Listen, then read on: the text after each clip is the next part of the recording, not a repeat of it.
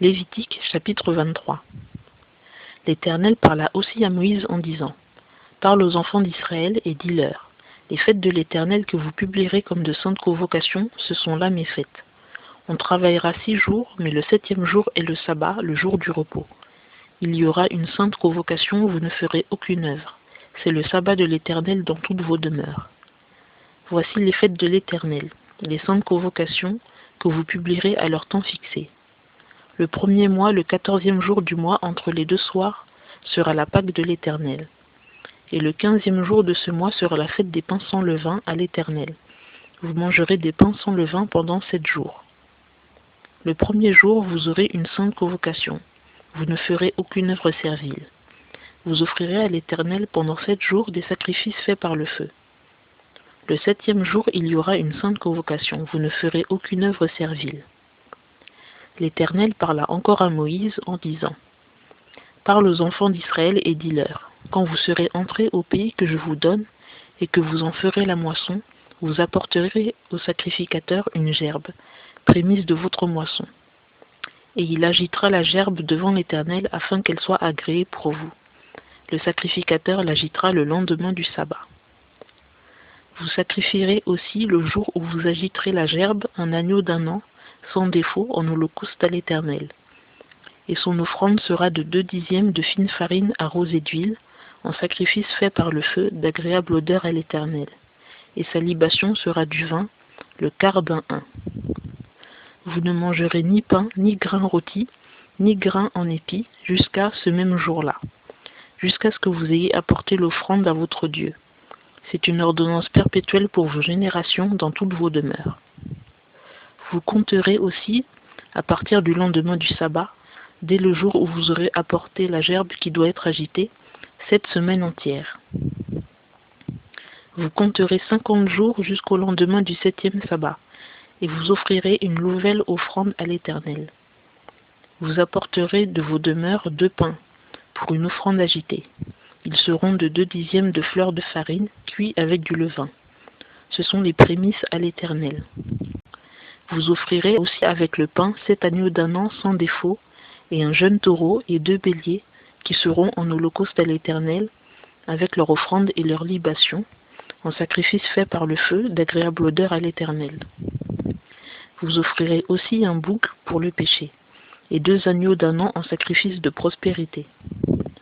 Et le sacrificateur les agitera avec le pain des prémices en offrande agitée devant l'Éternel, avec les 2 agneaux. Ils seront consacrés à l'Éternel pour le sacrificateur. Vous publierez la fête ce jour même. Vous aurez une sainte convocation. Vous ne ferez aucune œuvre servile. C'est une ordonnance perpétuelle dans toutes vos demeures d'âge en âge. Et quand vous ferez la moisson dans votre pays, tu n'achèveras point de moissonner le bout de ton champ, et tu ne ramasseras point les restes de ta moisson.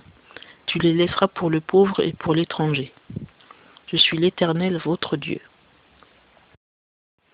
L'Éternel parla encore à Moïse en disant: Parle aux enfants d'Israël et dis: Au 7e mois, au 1er jour du mois, il y aura pour vous un jour de repos, une commémoration publiée au son des trompettes, une sainte convocation. Vous ne ferez aucune œuvre servile, et vous offrirez à l'Éternel des sacrifices faits par le feu.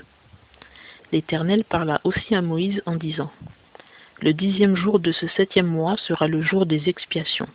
Vous aurez une sainte convocation. Vous humilierez vos âmes, et vous offrirez à l'Éternel des sacrifices faits par le feu. Vous ne ferez aucune œuvre ce jour-là, car c'est le jour des expiations où doit être faite pour vous l'expiation devant l'Éternel votre Dieu. Car toute personne qui ne s'humiliera pas ce jour-là sera retranchée du milieu de son peuple. Et toute personne qui fera ce jour-là une œuvre quelconque, je la détruirai du milieu de son peuple.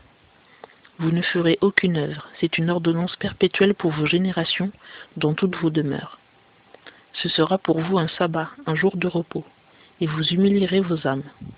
Le 9e jour du mois, au soir, d'un soir à l'autre soir, vous célébrerez votre sabbat.